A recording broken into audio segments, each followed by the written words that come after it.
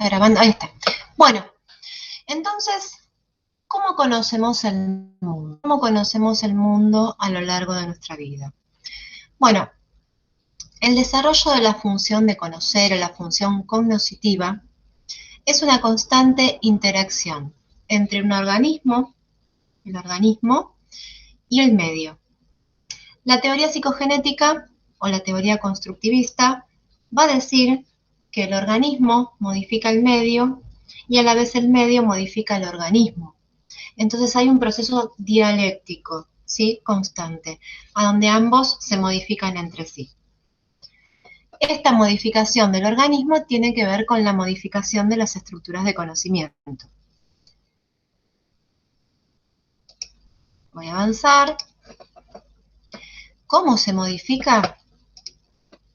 Este organismo se modifica mediante acciones, pero se modifica mediante acciones desde el inicio, a donde no hay una separación entre lo que sería el objeto y el sujeto del conocimiento.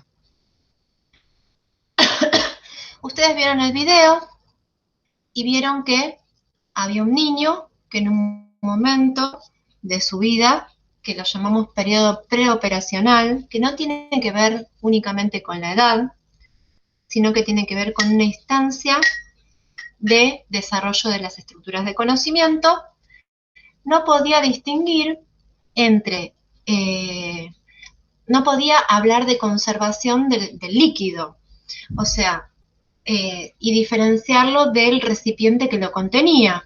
O sea, si el recipiente era más finito y hacía que el líquido quede más alto, él decía que había más líquido, a pesar de que había visto a través de sus sentidos, y ahí vamos a la tesis a donde decimos el empirismo no tiene razón en este aspecto, porque a través de sus sentidos él veía que el líquido era el mismo, él ponía la misma cantidad de líquido en dos frascos iguales, o sea que la cantidad era la misma, pero después cuando trasvasábamos el líquido a un frasco un poquito más alto y el líquido quedaba un poquito más alto, él podía ver que quedaba un poquito más alto, pero no podía ver que el frasco era un poquito más finito. Entonces, ¿qué decía? Que había más líquido en el periodo preoperacional.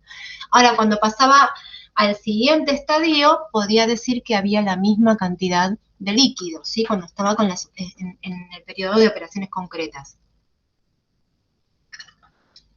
Entonces, ¿cómo se modifican las estructuras de conocimiento? Las estructuras de conocimiento se modifican a través de acciones. Se modifican a través de acciones que comienzan en la primera infancia. Entonces, la acción práctica sobre el objeto construye tanto el objeto de conocimiento como el sujeto de conocimiento. ¿Qué quiero decir con esto? Que en el inicio no hay ni objeto ni sujeto, no hay diferenciación. Eso se produce a través de la acción. Al inicio no voy a tener un objeto de conocimiento o un recorte de la realidad a conocer, como lo es, por ejemplo, ahora, en su momento, que ustedes están haciendo un recorte acerca de las estructuras de conocimiento y la teoría psicogenética, sino que en el inicio no está este recorte de objeto, tampoco hay un sujeto. Entonces, ¿qué es primero, el huevo o la gallina? Bueno, no se sabe, se van construyendo a través de la acción significativa. Esta acción tiene que tener una particularidad y tiene que tener una intencionalidad, el interés por un logro. Y cuando nos referimos a acciones, no siempre vamos a estar pensando en acciones físicas. La acción puede ser una acción conceptual que haga que las estructuras de conocimiento se modifiquen a través del uso y de la diferente, de las diferenciaciones que se producen a partir de los esquemas de acción. Entonces, no siempre vamos a hablar de un movimiento físico que produce una modificación, y no estamos hablando de modificaciones físicas, porque ustedes saben, y ya lo pensamos en psicología desde el inicio, que la psicología no está estudiando el órgano cerebro, está estudiando cuestiones subjetivas, está haciendo constructos de partes del cuerpo que no se ven y que tampoco están físicamente, ¿no? El pensamiento no está físicamente en ningún lado. Bueno, las estructuras de conocimiento tampoco están en ningún lado, sin embargo nos ayudan a conocer el mundo. Es un constructo que hacemos para pensar al niño y al adulto. Bueno, entonces, no hablamos de acciones físicas, sino que son acciones psicológicas, y tampoco hablamos de objetos físicos. Estamos hablando de objetos conceptuales en muchos casos, ¿sí? O de modificaciones de la estructura. No siempre se modifica el objeto material, no siempre estoy modificando el objeto material, aunque el ejemplo que yo les di era el trasvaso de agua, ¿no? Pero no era el objeto material, sino el concepto que el niño tenía acerca de hay más o menos agua, lo que se modifica. Bueno, y otra particularidad es que estas acciones tienen una historia, ¿no? Una historia, o sea, que se van modificando y modifican las estructuras de conocimiento porque hay una historia y están en algún momento en nuestra memoria. Son acciones que se van produciendo repetitivamente hasta que se van modificando. Acá podemos pensar en la teoría más conductista, cuando hablábamos de la repetición.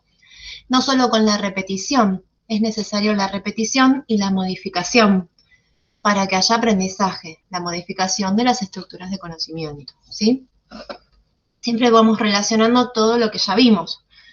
Bueno, esto en cuanto a la acción.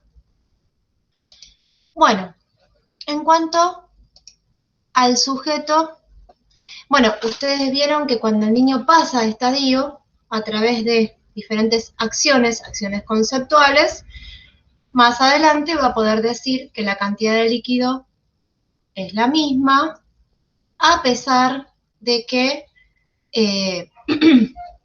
en un recipiente queda más alta y en otro queda más baja. O sea, hay un cambio en su estructura de conocimiento para que él pueda decir esto. Con la percepción del mundo directa no alcanzaba, porque él veía que era la misma cantidad de agua. Bueno, en cuanto al objeto y al sujeto de conocimiento. Yo en el foro les hablé de una lámpara. Les pregunté qué sería ese objeto para un bebé y qué sería ese objeto para un niño. Bueno, el objeto para un bebé puede ser un objeto luminoso, puede ser un objeto redondo, ni siquiera un objeto que le llama la atención y sobre todo cuando está prendido. Y para un niño es un objeto que da luz, es una lámpara, ¿sí? Para un adulto puede ser una lámpara importante, una lámpara que no funciona, bueno, esto se va complejizando. ¿Qué quiere decir?